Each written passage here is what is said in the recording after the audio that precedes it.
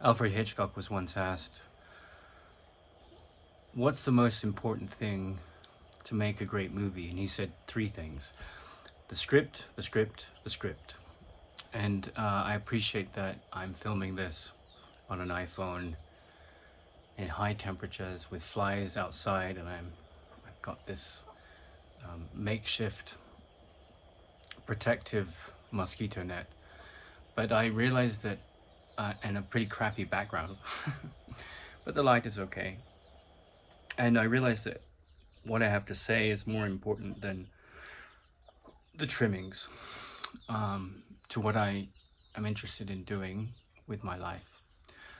The trimmings being like having a nicely ironed shirt, which I do not have right now. I don't possess an iron. I'm in a fairly remote part of Ecuador, very peaceful place surrounded by birds and flies and a lovely little dog and some chickens.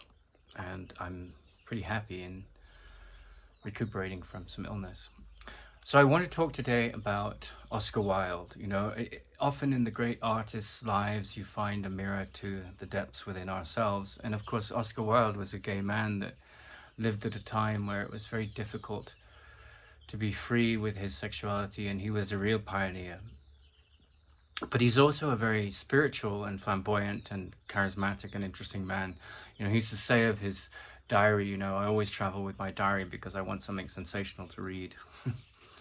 He was a really fun character in many ways, and a real game changer, a real moment of the zeitgeist is witnessed in the story of his life.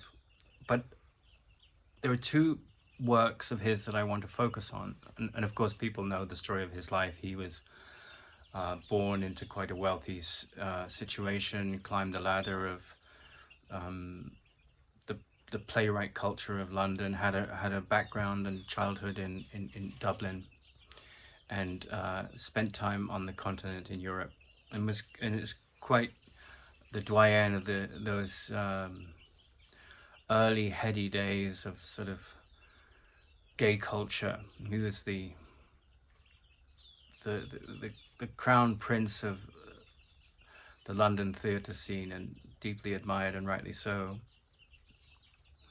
And had a great love interest in his younger friend, Alfred. I can't remember his last name right now, but also was betrayed by him. And you can see so many interesting responses from his unconscious in the form of his art. But the two books that I want to focus on are The Selfish Giant and The Portrait of Dorian Gray, because they are sort of spiritual masterpieces. The Selfish Giant is the story of a mean-spirited, cruel giant whose heart breaks and opens up his garden and his world to the children around, and into that garden comes this crippled young beautiful boy. And if you read between the lines, you know, it's quite clear from the way the story is written that this little boy represents the consciousness of Christ. And I don't think you can read that book without coming to tears. You're in the presence of a master artist who's been through a lot of suffering, and in the window of his trials, he has come to see a mirror in the darkest moments of his night. And in that mirror, he sees something profound and beautiful. And whatever tragedy has hit you, the, the, the piercing beauty of that meeting that he finds and reflects to us back in this fiction is so profound that there is a redemption in this world. And it's an allegorical story, of course, but there is a sense of great love behind this mean character that finds his deeper nature. And there is a sense of great love behind this innocent child that only sees innocence in others. So that's one of the great stories that he's associated with. And of course, it's one of the great children's stories of all time, The Selfish Giant. But the other story that I want to talk about, which is a more difficult story in a sense.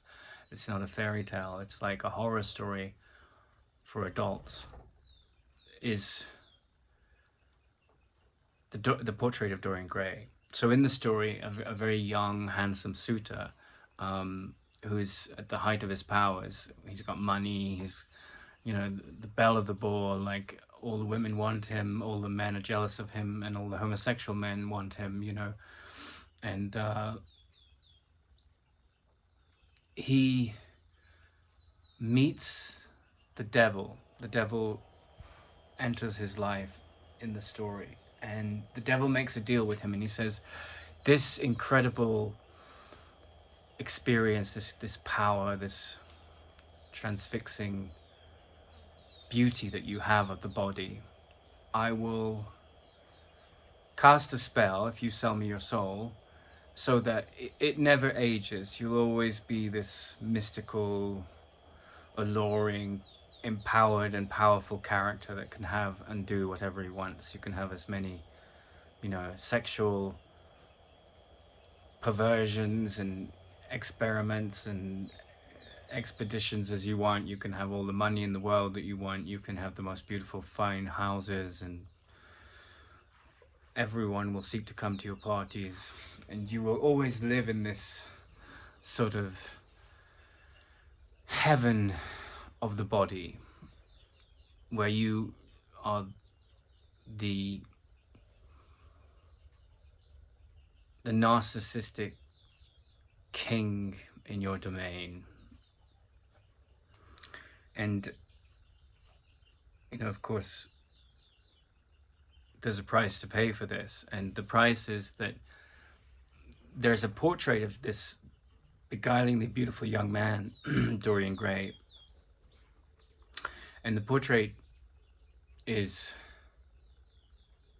hanging center stage in the house. But as time goes by, this portrait reflects his twisted nature, right? And the more terrible things he does, the more people he cheats, the more monstrous activity that he takes part in, and the more judgments he supports of others and self, the more this hideous portrait forms out of this beautiful, handsome young man. And so the portrait is put in the attic, and only he has access to the attic. None of his housekeepers have access to the attic. And it just becomes more and more deformed and more horrific. And I've always felt that, and it's become clear to me in recent times, just how powerful this story is. It's a very profound story. And to explain why it's so powerful, we have to, you know, look to physics, right? And so in the modern world of physics, there's some dominant theories about the nature of this physical universe that we live in.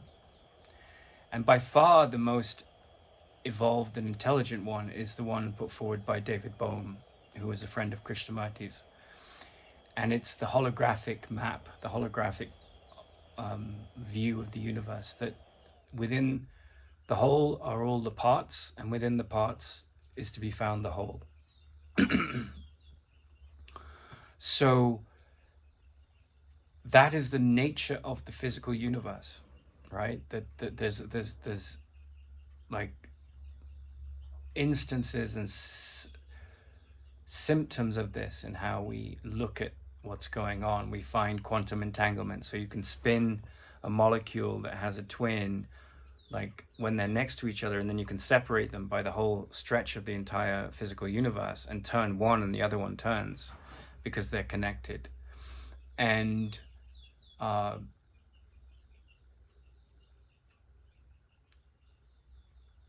that gives you a sort of sense of how the connectivity of the physical realm is.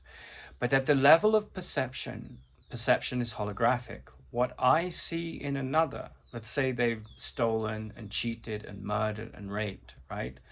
And I say that person is horrible, then I am seeing an aspect of my nature reflected back. I can say, this person is out of their domain of their right mind in the activity that I've just listed, which I can be. I can lie and I can cheat and I can deceive myself and others, right? I have that capacity. We all do. But if I choose to side with that way of being, if I choose to side with not forgiving others, condemning others, defining others by their behavior, then I've defined myself in a similar holographic manner. And so this vanity, this attachment to the body, this attachment to the powers of the body and the powers of the mind, to keep one on the throne of the happy mind, right,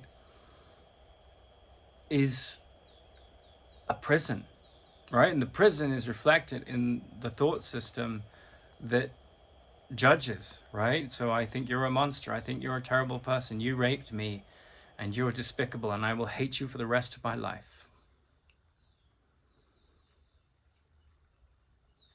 Or you stabbed me and I will hate you for the rest of my life. But healing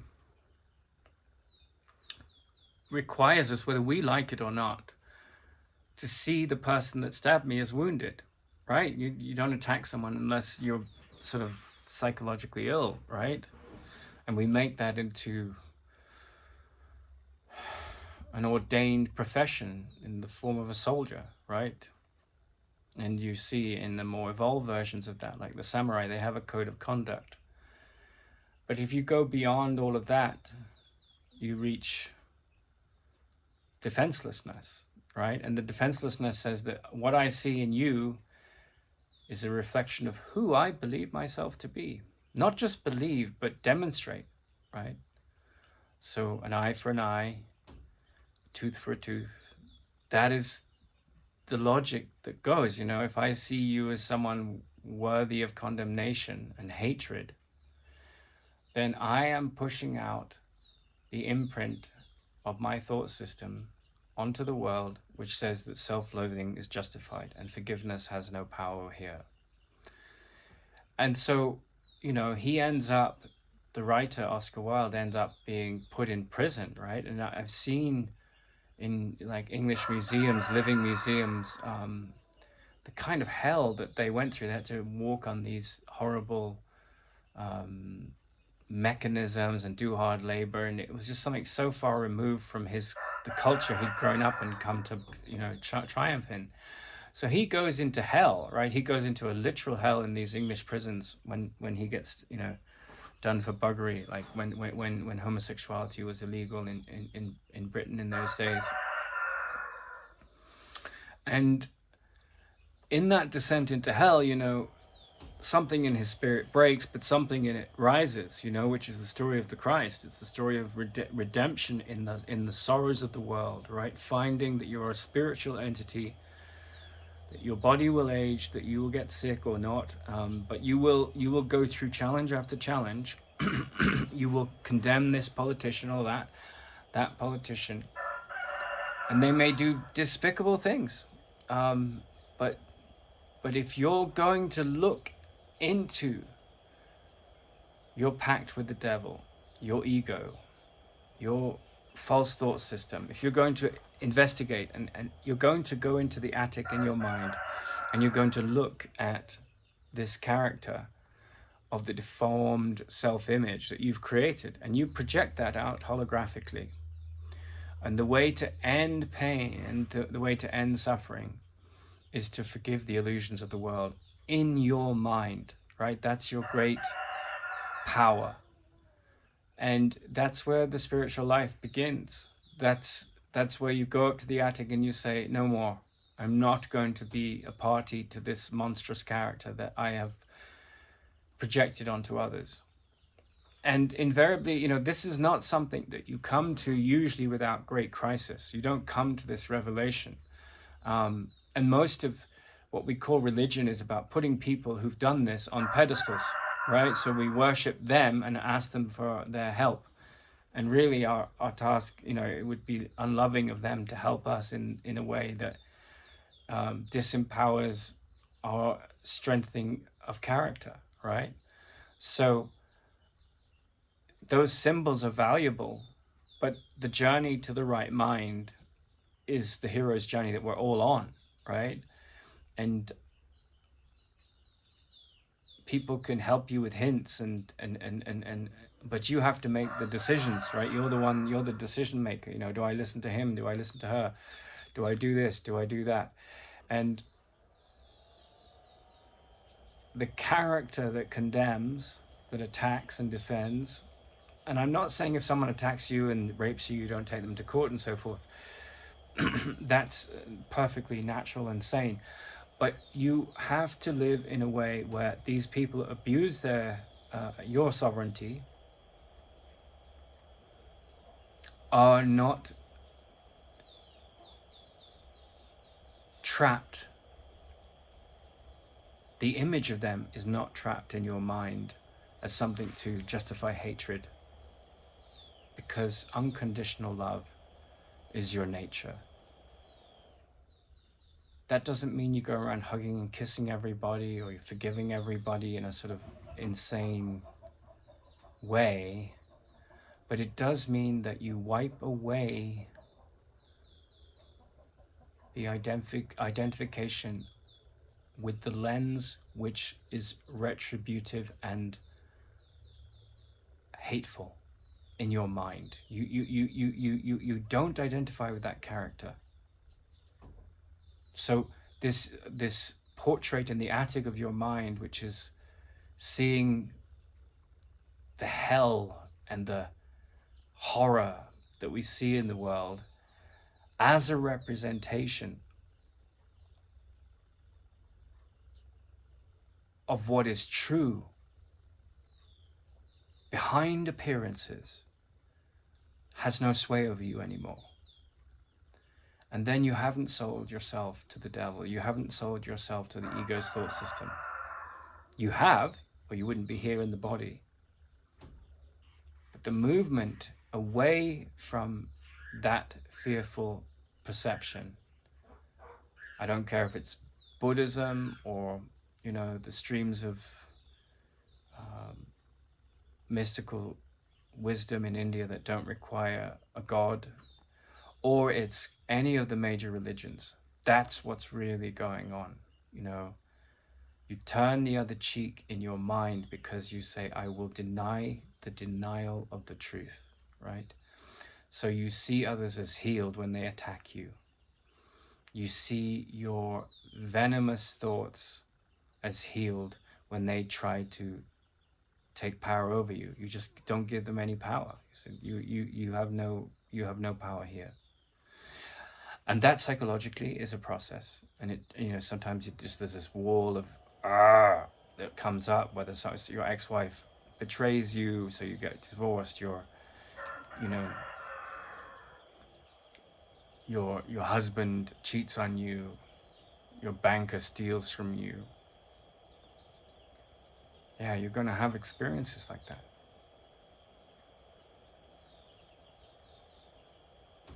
But love is this little boy that comes into the garden of your mind, and he's crippled and he's hurt, and all he knows is to see the melted heart of this angry giant in you that has no power to slay, no power to get irritated, no power to judge, because the heart has just taken over. And that's a liberated being. You have enshrined in the American Constitution the pursuit of happiness and freedom. Well, freedom is not being trapped by the monster in the attic in your mind, but it comes from this tiny, still, small, vulnerable voice that melts through all the behemoths, all the giants, all the arguments in favor of attack and defense and hatred and fear, just washes it away with the glance of a loving look, with the heart that has no bottom, no beginning and no end.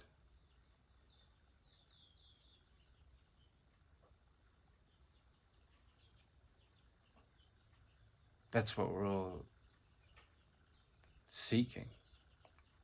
And the irony is that it's what we are when all the shadows of our illusions drop away.